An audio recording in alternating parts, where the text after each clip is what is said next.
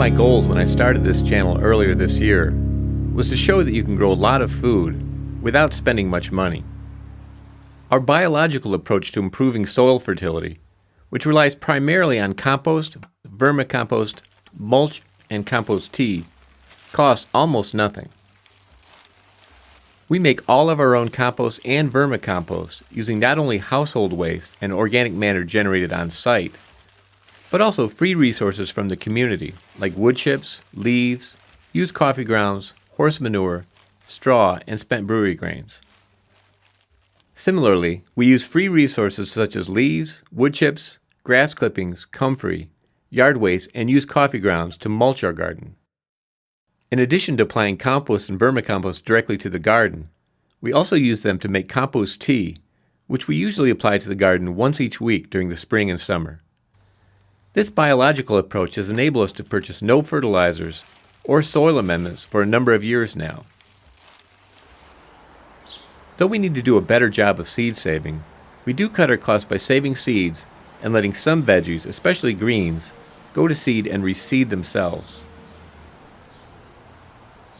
Our biological approach to gardening and seed saving enable us to save a lot of money, but we still do have some gardening expenses.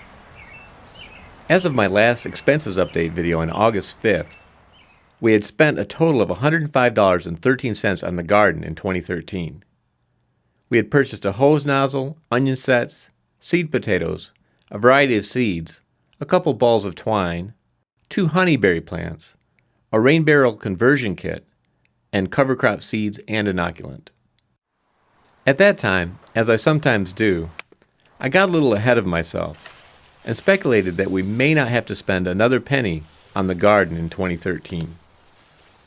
While it was true we didn't need to spend more money on the summer garden, or the fall-winter garden for that matter, I didn't consider what we need to spend on our grow room and next year's garden. And at the time, I didn't know I'd be making biochar in a few months, so that expense wasn't considered either.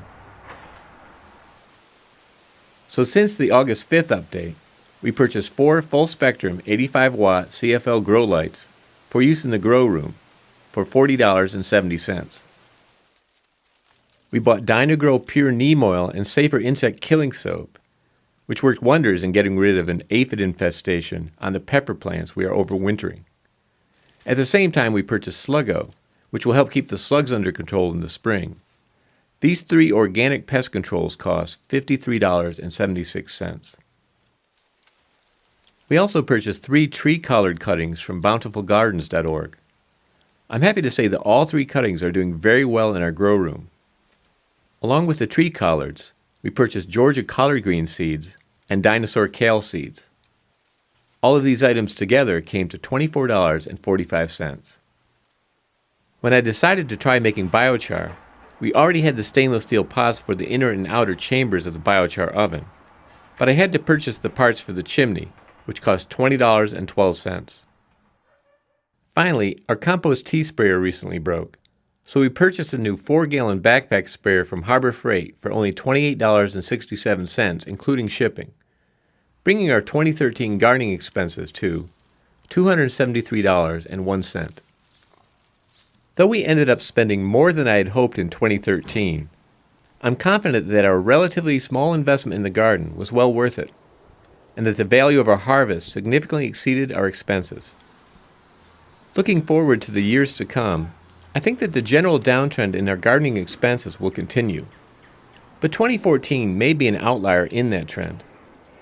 I'm thinking of building 3 or 4 new raised beds, and that expense will probably put our 2014 expenses above this year's. But even with that additional expense, I hope to keep our spending well below the value of the food that we grow. Well, that's all for now. Thank you very much for watching, and until next time, remember, you can change the world 1 yard at a time.